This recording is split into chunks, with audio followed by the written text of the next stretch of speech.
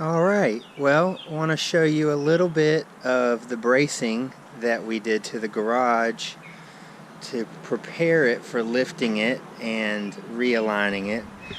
Before we go inside, I'll kind of just point out what we did here.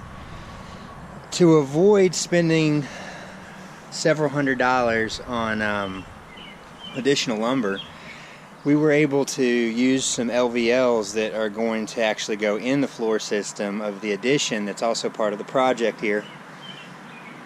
Hopefully we'll get an opportunity to look at that in a later video. And use those, but they were the wrong length, so we had to cut some holes in the wall and extend them out. But that doesn't serve any purpose beyond that was what we had to use. We went ahead and stripped the siding off the garage, as that has to come off anyway.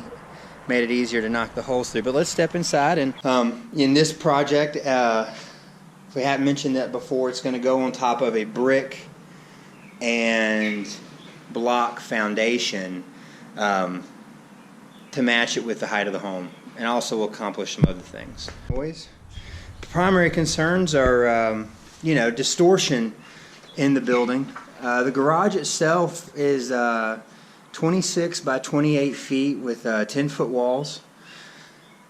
We felt like we had an advantage here. If you're using this as a guide for your own projects, let me walk back to the corner, that this whole building being put together, having OSB wall sheathing, helps to strengthen the structure. So depending on what the structure is of the building that you might be lifting, if that's something that you're doing, we think that affects it, along with having a truss system and OSB roof sheathing.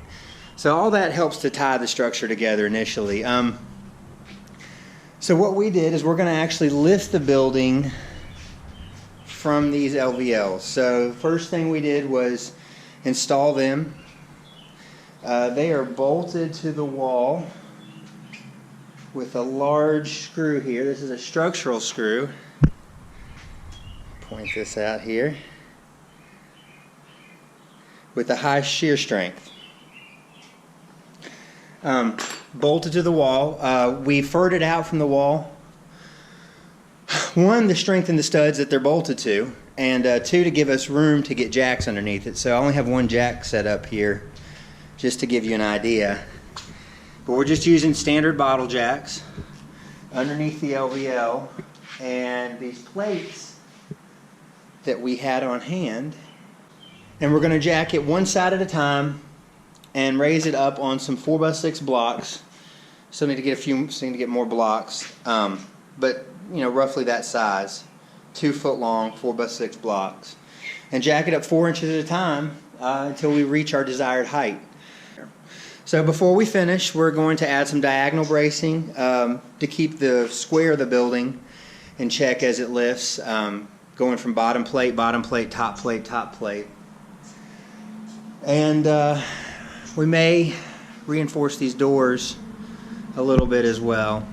The other thing that we did is from these points where it's bolted to the wall, we ran some bracing back to the ceiling, creating triangles, if you will. So this helps to distort the wall from folding out and coming away that way. Did that on the front wall as well. And we also braced back the same way on the side walls. And you can see where these triangles are also complete up here, because there was already a 2x4 attached to all the trusses, giving us our 2 triangles there.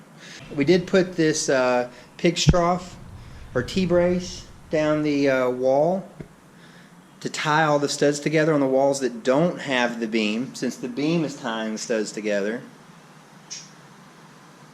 And it also gives some extra support on top of the beam where we're jacking it from. We felt like into these corners there was already significant lumber over here to give us strength. We'll walk back here.